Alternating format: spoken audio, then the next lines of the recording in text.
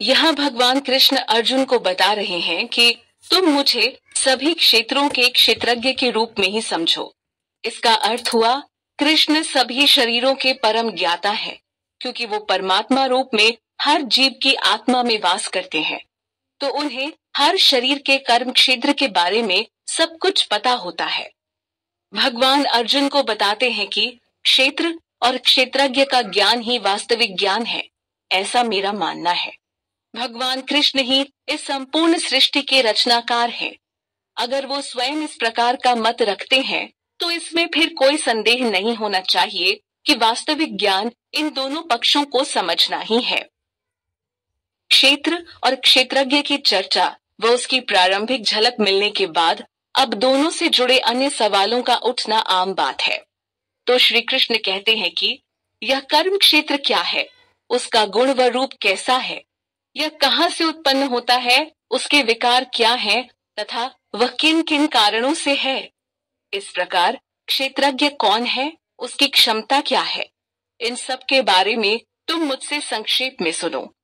श्री कृष्ण की इन बातों को सुनने के बाद बुद्धि में विचार आता है कि सच में यह शरीर कैसे बना है और किसके प्रभाव से कार्य करता है, यानी इस पर किसका नियंत्रण है और इसमें कैसे परिवर्तन आते हैं।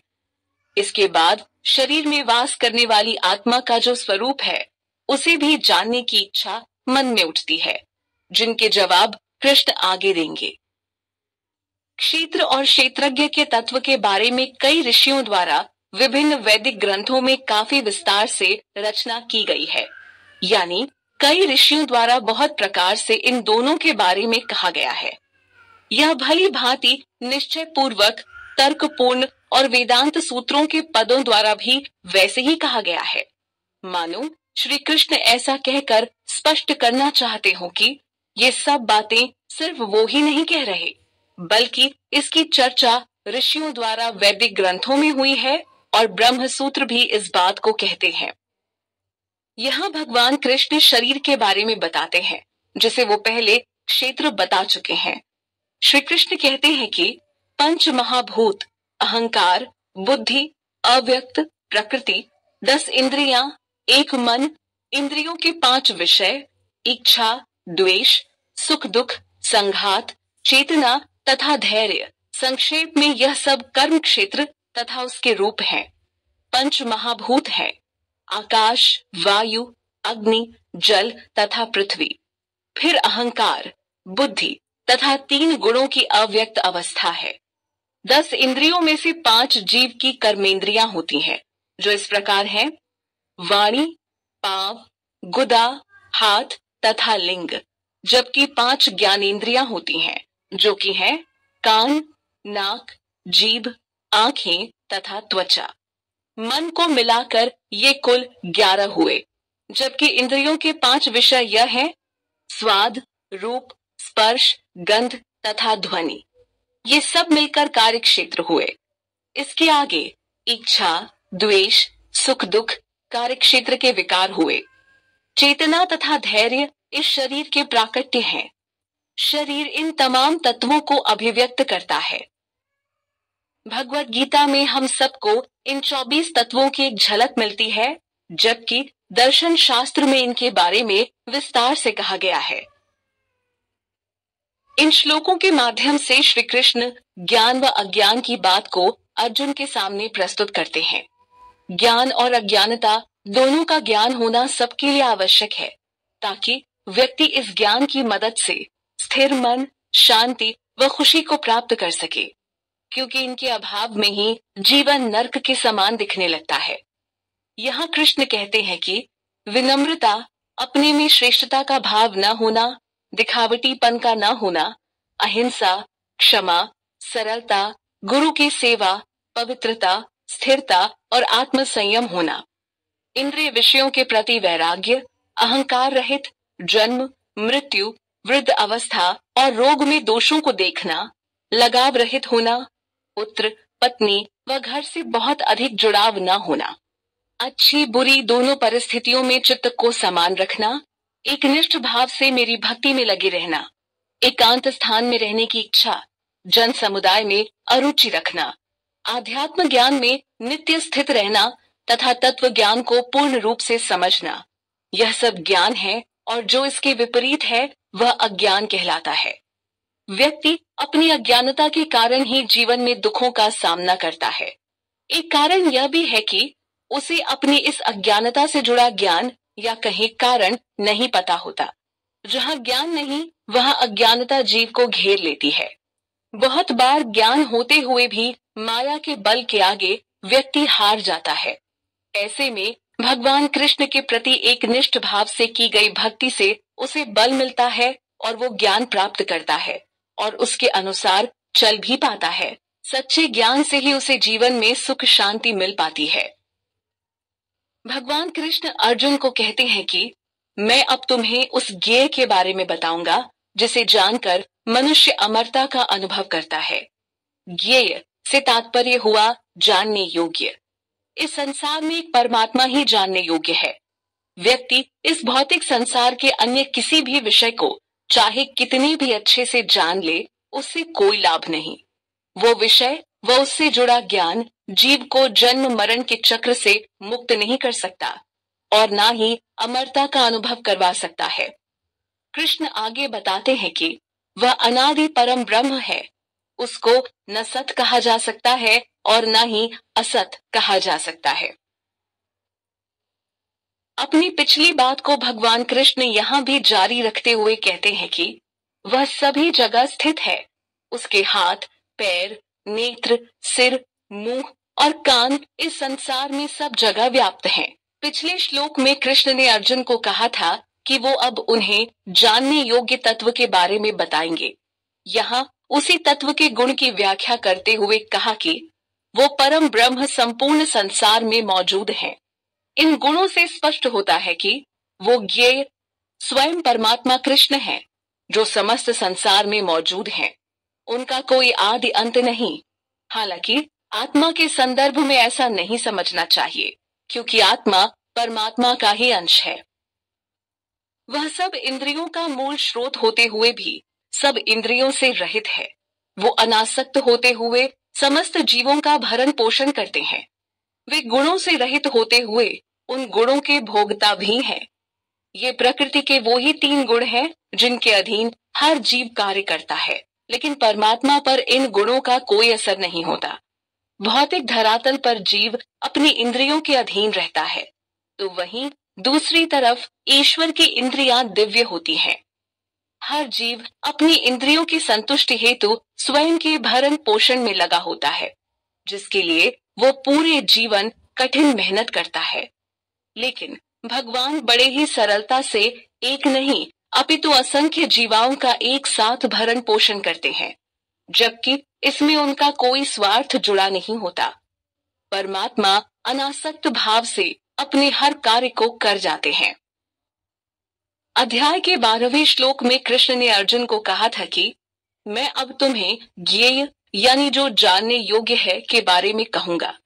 इस श्लोक में कृष्ण कहते हैं कि वो परम ज्ञेय इतना सूक्ष्म है कि उसे भौतिक इंद्रियों की मदद से जाना भी नहीं जा सकता।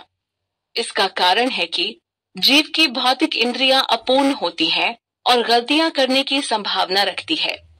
कृष्ण बताते हैं कि वो समस्त प्राणियों के अंदर बाहर वास करते हैं, जो अत्यंत दूर रहते हुए भी हर जीव के पास हैं।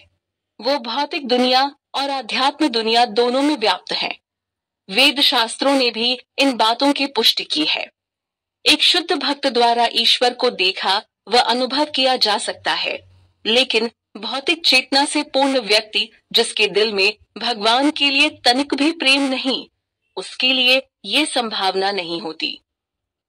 वो परमात्मा स्वयं एक रूप होते हुए भी अनेक प्राणियों में अनेक रूप में उपस्थित हैं, लेकिन उनका वास्तविक रूप एक ही है। हमें उसे अलग अलग नहीं समझना चाहिए। वो ही हर जीव को उत्पन्न करने वाले हैं, उनका भरण पोषण करने वाले हैं और उनका संहार करने वाले भी वो ही हैं। यानी हर जीव के जीवन का आधार वो परमात्मा ही है। वो ही सबके अंदर वास करने वाली चेतना है। उदाहरण के तौर पर सूर्य को देखा जा सकता है, जिसकी अनुभूति अनेक लोगों को अलग अलग स्थान से होती है। सूर्य की पहुंच सबके लिए एक समान है। भगवान कृष्ण उस ज्ञेय तत्व के बारे में कहते हैं कि वो ज्योतियों की भी ज्योति है और अज्ञान रूपी अंधकार से परे है। वह ज्ञान स्वरूप, जानने योग्य और ज्ञान की मदद से जानने योग्य है। वह हर जीव के हृदय में उपस्थित है। यहाँ भगवान द्वारा बताया गया है कि वो ज्योतियों की भी ज्योति है। तो इस बात को कुछ इस प्रकार समझा जा सकता है कि हमारे ब्रह्मांड में असंख्य सूर्य, चंद्र और नक्षत्र हैं जो प्रकाशमान हैं, लेकिन भगवान तो इन सबके लिए भी प्रकाश के मुख्य स्रोत हैं। साथ ही वो प्रत्येक जीव के हृदय में परम नियंता के रूप में वास करते हैं। यहाँ भगवान कृष्ण कहते हैं, इस प्रकार मैंने कर्म क्षेत्र, ज्ञान और ज्ञेय के बारे में संक्षेप में बताया। कर्म क्षेत्र जो शरीर हुआ और ज्ञेय का अर्थ हुआ जानने योग्य, जो कि स्वयं परमात्मा है। भगवान कहते हैं कि इस ज्ञान को जान लेने के बाद भक्त मेरे स्वरूप को प्राप्त करता है। यह ज्ञान 3 वस्तुओं का है, जैसे ज्ञाता, ज्ञेय तथा जानने की विधि। यह पूरा ज्ञान केवल उसके द्वारा समझा जा सकता है जो भगवान की एक निष्ठ भाव से भक्ति में लीन है। उस ज्ञान की मदद से अंत काल में ऐसे भक्त भगवान के स्वरूप को प्राप्त करते हैं। इस श्लोक में भगवान कृष्ण प्रकृति, पुरुष, सभी विकारों और प्रकृति के तीनों गुणों के बारे में बात करते हुए अर्जुन को बताते हैं कि प्रकृति और पुरुष को अनादि समझो, यानी यह सृष्टि के पहले से ही विद्यमान है। तो प्रकृति और पुरुष को नित्य समझना चाहिए। हालांकि आज का आधुनिक विज्ञान जगत व अन्य कुछ लोग इसके आदि अंत की धारणा पर विश्वास रखते हैं, लेकिन यहाँ खुद भगवान इस बात की पुष्टि करते हैं कि यह दोनों नित्य हैं और भगवान से ही उत्पन्न होते हैं। कृष्ण साथ ही यह भी कहते हैं कि सभी विकार और तीनों गुण प्रकृति से ही उत्पन्न होते हैं। जीव भगवान का ही अंश है, लेकिन भौतिक जगत और माया के बल से वो ईश्वर के साथ अपने इस नित्य रिश्ते को भुला देता है, जिस कारण वो सुख दुख व जन्म मरण के चक्र में फंस जाता है। भक्ति के माध्यम से वो इस जंजाल से बाहर निकल सकता है। भगवान कृष्ण बताते हैं कि प्रकृति ही पुरुष व उसकी इंद्रियों का मूल जनक है। कुल 84 लाख अलग अलग योनियां हैं जो प्रकृति द्वारा संचालित हैं। प्रकृति समस्त भौतिक कारणों और कार्यों की हेतु है, जबकि संसार में जीव को सुख और दुख के भोग का कारण बताया है। भौतिक धरातल पर एक जीव जितने भी सुख दुख भोगता है, वो सब उसके शरीर के कारण पैदा होते हैं, क्योंकि शरीर के अंदर व्याप्त इंद्रियों की हमेशा कोई न कोई मांग या इच्छा होती है, जिसकी संतुष्टि व पूर्ति करते करते व्यक्ति जीवन भर उससे मिलने वाले सुख दुख को अनुभव करता है। इन इच्छाओं के चलते ही जीव उसके अनुसार अगला जन्म पाता है। श्री कृष्ण इस बात को पहले भी बता चुके हैं कि मृत्यु के समय जीव जैसे विचार रखता है, अगला जन्म उसके अनुसार ही प्राप्त करता है। इस पूरी प्रक्रिया का संचालन प्रकृति करती है। अगर कोई अपने जीवन के अंत काल में कृष्ण को भजता है तो वो कृष्ण को प्राप्त करता है, लेकिन कृष्ण हर जीव के साथ हर अवस्था में रहते हैं। बस जीव ही प्रकृति के गुणों से बंधा होने के कारण ईश्वर को भुला देता है। श्लोक संख्या 19 में श्री कृष्ण ने बताया कि सभी विकार और तीनों गुण प्रकृति से ही उत्पन्न होते हैं। 3 गुणों को हम रजोगुण, तमोगुण और सतोगुण के रूप में जानते हैं, जो प्रकृति से आते हैं। अब इस श्लोक में भगवान बताते हैं कि प्रकृति में स्थित पुरुष प्रकृति से उत्पन्न गुणों को भोगता है। इन तीनों गुणों के कारण ही जीव उच्च या निम्न योनियों में जन्म लेता है। यह श्लोक इस बात को समझने में भी मदद करता है कि आखिर किस कारण एक व्यक्ति उच्च कुल में पैदा होकर तमाम खुशियों को भोगता है, तो कोई गरीब परिवार में जन्म लेकर दुख भरा जीवन बिताता है, जबकि बहुत सी आत्माओं को तो ये मूल्यवान मनुष्य का शरीर तक नहीं मिल पाता, जिसकी मदद से ईश्वर का ज्ञान प्राप्त किया जा सकता है। बहुत जीव कुत्ते, बिल्ली, हाथी, घोड़े आदि का शरीर पाते हैं, तो इसके पीछे जीव की इंद्रियां व उनकी इच्छाएं जिम्मेदार होती हैं। जिसकी पूर्ति करते हुए जीव उच्च या निम्न योनि प्राप्त करता है।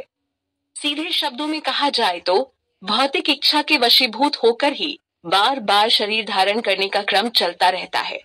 अगर जीव सच्चे मन से भक्ति मार्ग पर चलते हुए श्री कृष्ण को भजता है तो वो इस क्रम से मुक्त होकर दिव्य स्थिति को पा सकता है। इस दिव्य स्थिति का अर्थ हुआ आध्यात्मिक उन्नति या आत्मबोध।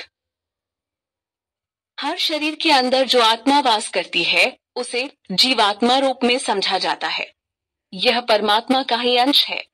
दूसरे तरीके से समझें तो इसका अर्थ हुआ कि हर जीवात्मा में परमात्मा स्थित है, फिर भी वो इस शरीर, मन और बुद्धि द्वारा होने वाले किसी भी कार्य से बाध्य नहीं है।